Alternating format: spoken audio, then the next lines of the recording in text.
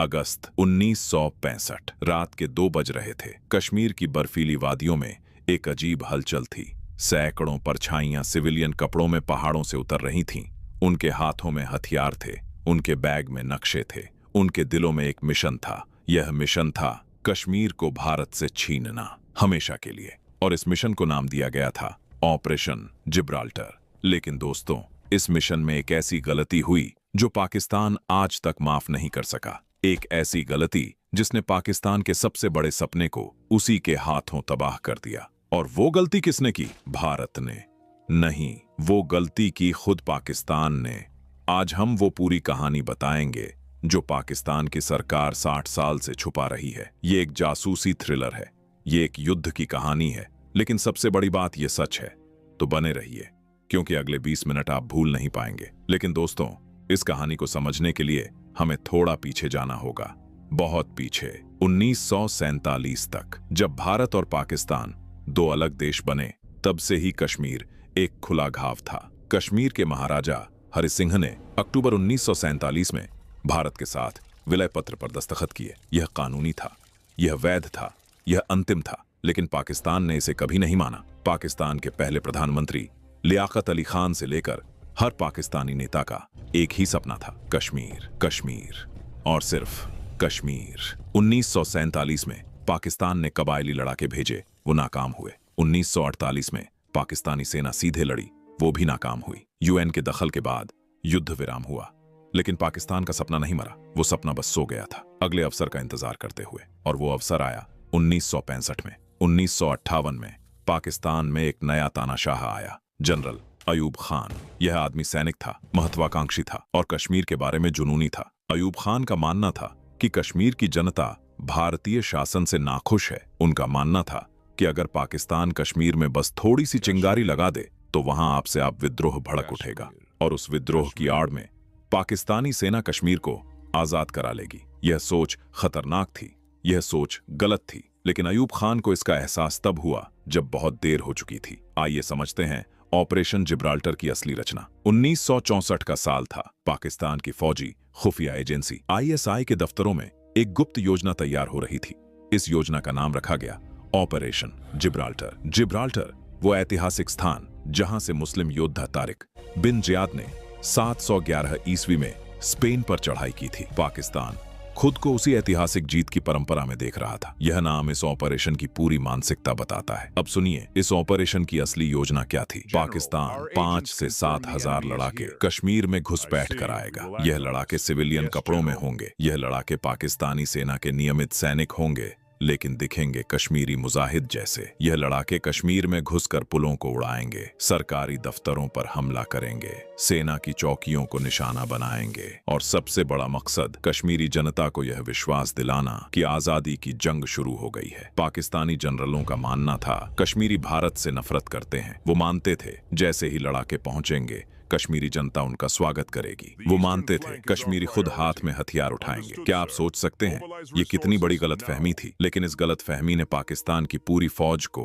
एक ऐसे रास्ते पर धकेल दिया जहां से लौटना उसके लिए संभव नहीं था। दोस्तों, अब वो पल आता है जो इस पूरी कहानी का सबसे बड़ा मोड़ है। अगस्त 1965। सैकड़ों पाकिस्तानी घुसपैठिए लाइन ऑफ कंट्रोल पार करके कश्मीर में दाखिल हो गए। उन्होंने कुछ छोटी घटनाएं की, कुछ तार काटे, कुछ जगहों पर हमले किए और फिर वो रुक गए। वो रुके क्योंकि उन्हें इंतजार था, कश्मीरी जनता के विद्रोह का इंतजार। लेकिन वो विद्रोह कभी नहीं आया। दोस्तों, यहाँ रुकिए, इस पल को महसूस कीजिए। पाकिस्तान ने सोचा था कश्मीरी जनता उनका इंतजार कर रही है, लेकिन जो हुआ वो इसके बिल्कुल उलट था। कश्मीरी गांवों के लोगों ने इन घुसपैठियों को देखा और उन्होंने क्या किया? उन्होंने भारतीय सेना और पुलिस को खबर दी, खुद अपनी मर्जी से। एक नहीं, 2 नहीं, दर्जनों गांवों से खबरें आने लगी, साहब यहाँ कुछ अजनबी लोग आए हैं, हथियार हैं उनके पास। यह कोई फिल्म का सीन नहीं था, यह असलियत थी। कश्मीरी जनता ने पाकिस्तान के मुंह पर उसकी सबसे बड़ी झूठ का तमाचा मार दिया और भारतीय सेना हरकत में आ गई। भारतीय सेना को पहली खबर मिली अगस्त के पहले हफ्ते में। जम्मू कश्मीर पुलिस और भारतीय सेना की खुफिया इकाइयों ने तेजी से काम किया। घुसपैठियों के दस्तों को ट्रैक किया जाने लगा। भारतीय सेना के जवान उन पहाड़ों में पहुंचे जहां पाकिस्तानी छुपे थे और शुरू हुई एक के बाद एक मुठभेड़ें। दोस्तों, यहाँ एक नाम लेना बहुत जरूरी है। वो एक अनसुंग हीरो जिसका नाम इतिहास की किताबों में उतना नहीं है जितना होना चाहिए था। जम्मू कश्मीर पुलिस के उन स्थानीय अफसरों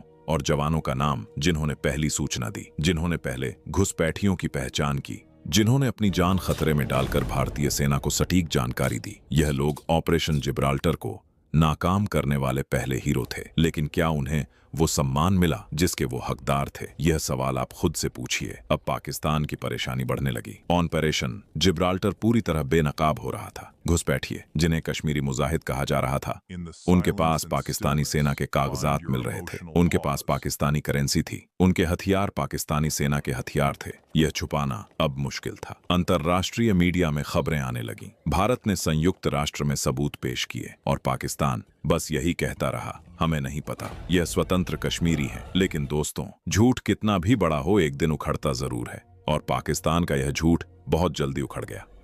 अब आती है इस कहानी की सबसे बड़ी आयरनी। ऑपरेशन जिब्राल्टर नाकाम हो गया था। पाकिस्तानी जनरल घबरा गए।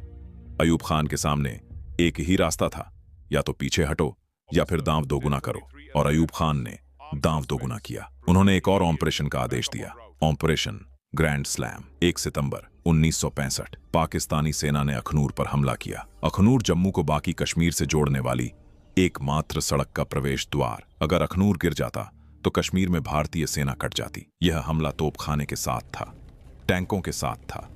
पाकिस्तानी अमेरिकी पैटर्न टैंक धरती पर धुआं उड़ाते हुए अखनूर की तरफ बढ़ रहे थे। दोस्तों, यह सबसे खतरनाक पल था। भारत के सामने सबसे बड़ा खतरा था। क्या हमारी सेना इसे रोक पाएगी? भारत के तत्कालीन प्रधानमंत्री थे लाल बहादुर शास्त्री। छोटे कद का यह आदमी जिसे पाकिस्तान कमजोर समझता था, लेकिन दोस्तों, इस आदमी का दिल पहाड़ से भी मजबूत था। शास्त्री जी ने एक फैसला किया जिसने पूरी जंग की दिशा बदल दी। उन्होंने भारतीय सेना को आदेश दिया, लाहौर पर आगे बढ़ो। 6 सितंबर 1965 भारतीय सेना ने अंतर्राष्ट्रीय सीमा पार की, लाहौर की तरफ। सुबह के 3 बजे इचोगिल नहर तक भारतीय टैंक पहुंच गए। लाहौर, रेडियो ने घोषणा की, लाहौर पर हमला हो रहा है। पाकिस्तानी आवाम में दहशत थी, क्योंकि पाकिस्तानी जनरलों ने अपनी जनता को बताया ही नहीं था कि भारत पर पहले हमला उन्होंने किया था। यह कोई फिल्मी डायलॉग नहीं है दोस्तों। शास्त्री जी का यह फैसला इतिहास में दर्ज है। अब बात करते हैं असल युद्ध क्षेत्र की। सितंबर 1965 पंजाब की धरती पर एक ऐतिहासिक लड़ाई लड़ी जा रही थी, खेमकरण की लड़ाई। असल उत्तर पैटर्न टैंकों का कब्रिस्तान। पाकिस्तान के पास थे अमेरिका के दिए हुए M47 और M48 पैटर्न टैंक। यह उस वक्त दुनिया के सबसे आधुनिक टैंकों में से एक थे। पाकिस्तान को भरोसा था भारत के पास इनका जवाब नहीं है। लेकिन दोस्तों, हमारे जवानों ने भारतीय सेना के ब्रिगेडियर थॉमस के नेतृत्व में एक ऐसी रणनीति बनाई जो आज भी सैन्य पाठ्यक्रमों में पढ़ाई जाती है। उन्होंने खेतों में पानी भर दिया। पाकिस्तानी पैटर्न टैंक उन खेतों में धंस गए और फिर भारतीय सेंचुरियन टैंकों ने और रिकॉइललेस राइफल्स ने एक एक करके पैटर्न टैंकों को तबाह कर दिया। 97 से अधिक पाकिस्तानी पैटर्न टैंक असल उत्तर में बर्बाद हुए। यह जगह आज भी पैटर्न नगर कहलाती है। वहां आज भी वो जंग खाए टैंक खड़े हैं, एक स्मारक की तरह, पाकिस्तान के घमंड का स्मारक। लेकिन दोस्तों, युद्ध सिर्फ जमीन पर नहीं लड़ा जा रहा था, आसमान में भी जंग थी। भारतीय वायुसेना IAF इस युद्ध में अभूतपूर्व भूमिका निभा रही थी। और यहां एक नाम लेना जरूरी है, स्क्वाड्रन लीडर ट्रेवर कीलर। नहीं, यह किसी हिंदी फिल्म का हीरो नहीं है, यह IAF का एक असली पायलट था। लेकिन 1965 की जंग में IAF के अनगिनत पायलटों ने ऐसे करतब दिखाए जो दुनिया ने देखे। पाकिस्तान के F-86 सैबर जेट और F-104 स्टार फाइटर हमारे ग्नैट्स और मिस्टेरिस से टकराए, और हमारे छोटे हल्के ग्नैट, जिन्हें पाकिस्तान सैबर स्लेयर कहने लगा, पाकिस्तानी F-86 को मार गिराते रहे। दोस्तों, यह गर्व की बात है, लेकिन यह गर्व उन पायलटों को दीजिए जिन्होंने अपनी जान दांव पर लगाई। अब बात करते हैं उस चीज की जो पाकिस्तान सबसे ज्यादा छुपाता है। ऑपरेशन जिब्राल्टर की सबसे बड़ी विफलता सैन्य नहीं थी, सबसे बड़ी विफलता इंटेलिजेंस की थी। पाकिस्तानी ISI ने अयूब खान को जो रिपोर्ट दी वो पूरी तरह गलत थी। उन्होंने कहा कश्मीरी जनता भारत से नाखुश है। उन्होंने कहा कश्मीरी विद्रोह के लिए तैयार है। यह रिपोर्ट एक बड़े झूठ पर बनी थी, या शायद ISI खुद यही मानना चाहती थी, और अयूब खान ने बिना सवाल किए उस रिपोर्ट पर यकीन किया। यह कहावत याद है, जो सुनना चाहो वही सुनाई देता है। पाकिस्तान ने सुना वही जो सुनना चाहता था, और इसी गलत फहमी ने पाकिस्तान को एक ऐसी जंग में धकेला जिसे वो जीत नहीं सकता था, क्योंकि दोस्तों, कश्मीर की जनता ने पाकिस्तान का साथ नहीं दिया। यह एक ऐतिहासिक सच है और यह सच पाकिस्तान के लिए आज भी सबसे बड़ा दर्द है। 22 सितंबर 1965 संयुक्त राष्ट्र सुरक्षा परिषद ने युद्ध विराम का प्रस्ताव पारित किया। 23 सितंबर 1965 दोनों देशों ने युद्ध विराम स्वीकार किया। 17 दिनों की जंग खत्म हुई, लेकिन नतीजा क्या था? पाकिस्तान ने जो हासिल करने की कोशिश की वो नहीं हुआ। कश्मीर भारत का था, कश्मीर भारत का रहा। पाकिस्तान ने सैकड़ों सैनिक खोए, दर्जनों टैंक खोए, कई विमान खोए और सबसे बड़ा नुकसान पाकिस्तान की अंतर्राष्ट्रीय साख का नुकसान। दुनिया ने देखा पाकिस्तान ने पहले छुपकर हमला किया।